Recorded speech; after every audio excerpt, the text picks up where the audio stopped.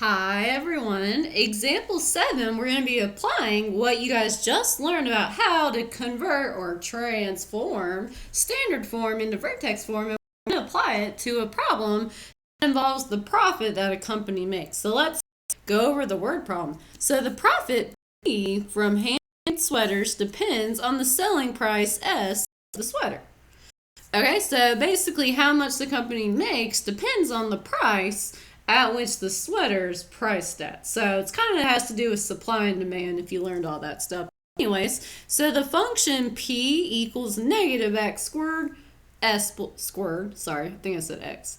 Whatever, negative s squared plus 120s minus 2000 models the monthly profit. So write the function in vertex form, which we're pros at, so it's going to be great.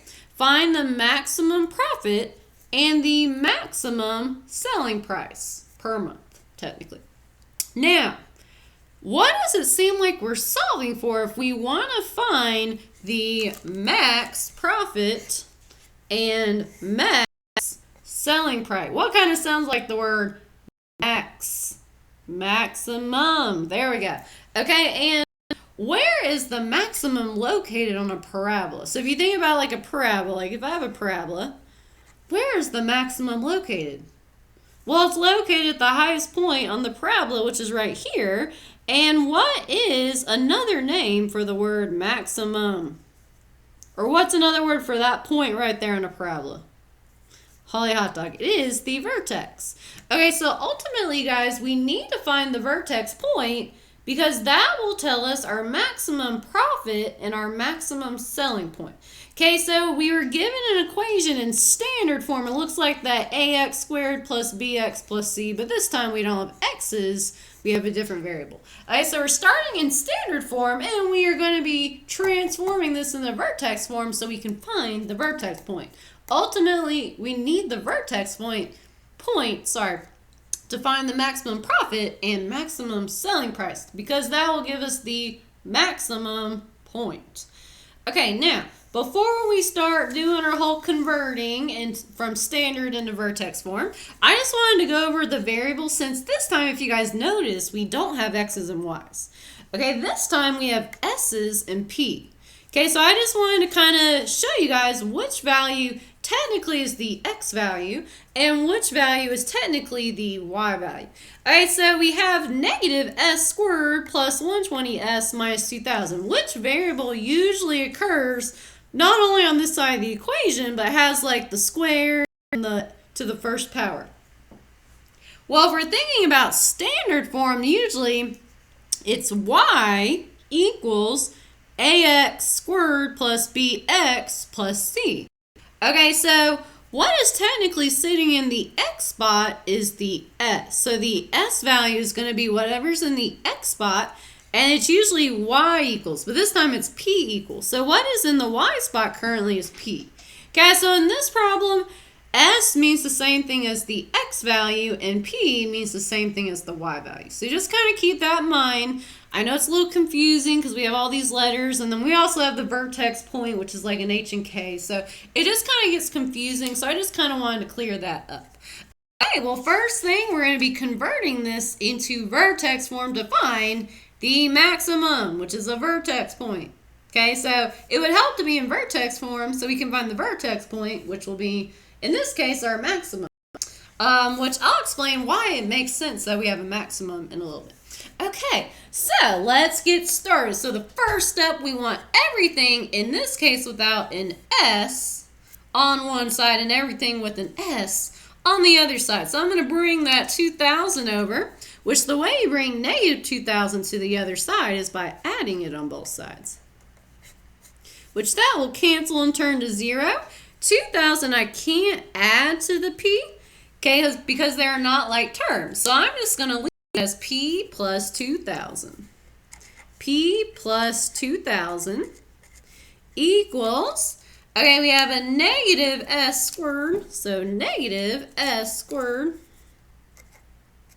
and then we have plus 120s.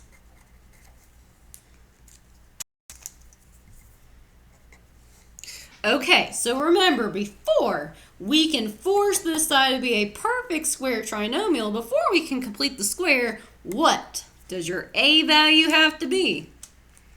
Precisely, you guys, your a must be 1, which currently I don't see a number in front of my s squared, so secretly there's a 1, which means my a value, oh no, it's not equal to 1. X. Rats. Doesn't work out. Okay, so I need to make a 1 first, and after a equals 1, then I can complete the square. So if you guys remember, in order to make that a positive 1, I need to factor out a negative 1, which essentially that means I'll be dividing it by negative 1, which negative 1 divided by negative 1 is positive 1. Whoa, right? Okay, so I'm going to divide both of these terms by negative 1. So negative 1 divided by negative 1 cancels and turns to 1. So now I have a 1s squared.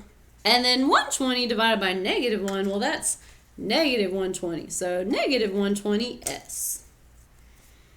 All right, and I'm just going to bring this stuff on down. So bring it on down.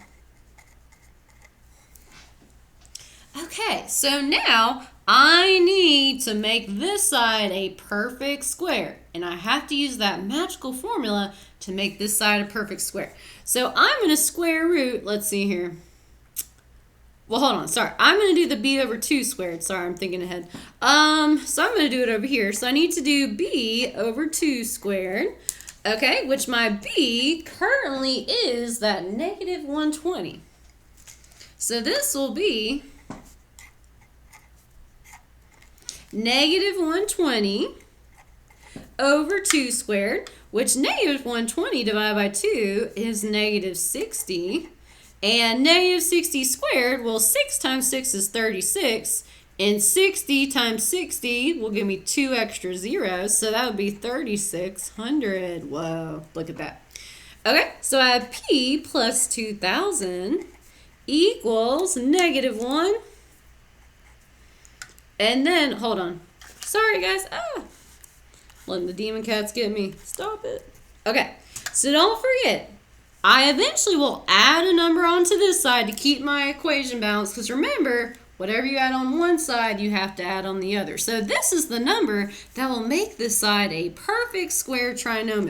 And I have to add something onto this side. So I'm going to leave this side blank for a second because our a is not 1. And remember, when a is not 1, it can be a little tricky. All right, so equals negative 1 times s squared minus 120s. And then I'm going to add the 3,600 onto this side.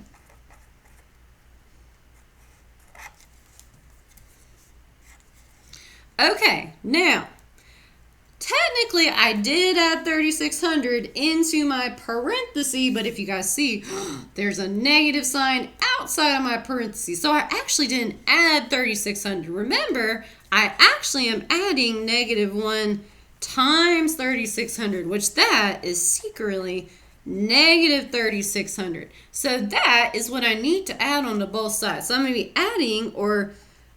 adding a negative 3,600, which is the same as subtracting 3,600. So be careful.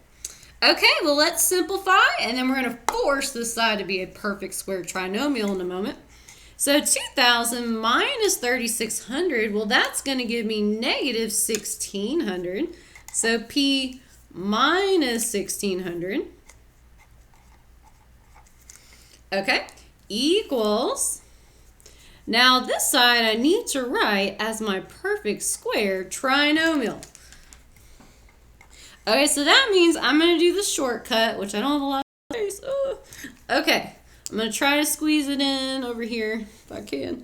All right, so I'm going to square, I'm just going to say first. I'm not going to write term because I don't have a lot of space. So I'm square rooting the first term and the last term. So the square root of s squared is s. All right, and then the square root of my third term, 3,600. Well, we squared 60 and got 3,600, so the square root of 3,600 is 60. There we go. And then I'm going to take the sign of the middle term, or the second term, which is a negative. Okay, so which I don't have much space. Sorry, guys. Let's see if I can make it work. All right, so we have P minus 1600 equals -1, and then times S minus 60 squared.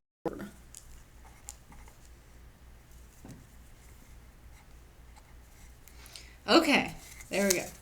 Sorry. Okay, so now I need to solve for P, so I'm going to bring -1600 to the other side. Okay, the way I bring -1600 over is by adding it on both sides. Now I'm just going to add on to the end right here, which I know I don't have a lot of space. Okay, so this will cancel and turn to 0. So what I'm left with is P equals -1 times S minus 60 squared, or squared, and then plus 1600. So yay, I have reached vertex form. So this is my vertex form right there. Look at that. Okay, so ultimately I needed to write this thing in vertex form, so eventually I can find the maximum point, which is the same as the vertex point, and that will tell me my maximum profit and selling price. Okay, so now I'm going to go over here. I'm going to write vertex form again, so I'm just going to rewrite this right here up here. Okay, so I'm going to have y equals -1 times x it's s. Well, I kind of wrote it wrong. Whoops. Okay. So I'm using y and x. I'm used to y and x, but it's technically s and p, so sorry, guys. Okay. Sorry. The demon cats are getting me bad today. Good thing I have my whiteout with me, or this would have been bad. Okay. Sorry about that, you guys. Okay. So we have P equals -1 times S minus 60 squared, and then plus 1600. Okay, so from here I can now identify my vertex point, which is the H and K value, which remember, we flip the sign to get the H value, which the opposite of -60 is a positive 60. Okay, and then the K value is on the end, so that's the 1600. All right, so now let's talk about what these values mean in terms of the equation, okay? Which I know there's a lot of letters going on, and it's probably getting confusing.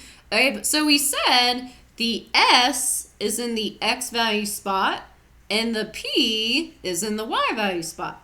So currently, let's ignore the H and K because that's kind of getting confusing. Which value is currently in X's spot? Sorry, X's spot. It would be the 60. Okay, so we know the 60 technically is an S value because the S is in the X spot. Sorry, it's like a tongue twister. So S is going to be the S that's set up here is the selling price. So this is S, which is the selling price. Okay, and the 1600 again, ignore the K. The 1600 is in the Y spot, which is the P. Okay, and we know, so this is P. P is going to be the monthly profit. So the monthly profit is P. If it helps to label your word problem, that might help. And then it says S is the selling price. So that is the S. Okay?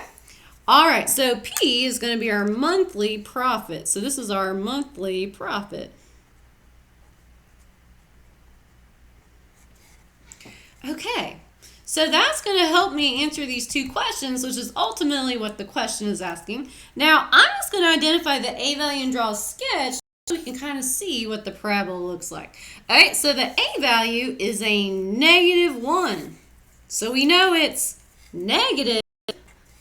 Okay, so it's a negative graph, which means it's a sad graph. Okay, so negative numbers are less than 0, and sad graphs have a maximum. So guys, it makes sense that the A value is negative because we're trying to find a maximum point. So if the A value was positive and we're trying to find a maximum, well, that doesn't make any sense. All right, so this is going to be an extremely rough sketch of the graph. We know it's going to be a parabola of some sort, and we know the vertex point is going to be at 60 1600. Okay, it's a really sketch. I don't have time to draw out 60 and 1600 tick marks, and I'm out of space to really draw any kind of graph. So that's okay. We kind of have an idea of what it looks like. Okay, so ultimately, you guys, the problem says write the function in vertex form, which we did. Yes. Find the maximum profit, max profit, and maximum selling price. So that comes from the maximum point, which we said is the vertex. So let's look at our vertex point real quickly. So 60 is going to be the selling price, or our maximum selling price. So our maximum selling price will price, what kind of units do we use if we're talking about a price? Holy hot dog, that would be dollars. So our maximum selling price is going to be $60. So include your dollar signs. All right, and they also want to know the maximum profit. So our maximum profit is the 1600. That's what we set up here. All right, and profit isn't how much you are making, so it's still in money. So don't forget those dollar signs. So our maximum profit is 1600. Okay, and ultimately, this is what the question is asking. So there we go. All right, so wasn't that cool? We were able to apply what we learned about writing our standard form into vertex form and using that information to help us find the maximum of our parabola, which ultimately helped us define the maximum profit and selling price. Oh man, that was a problem, wasn't it?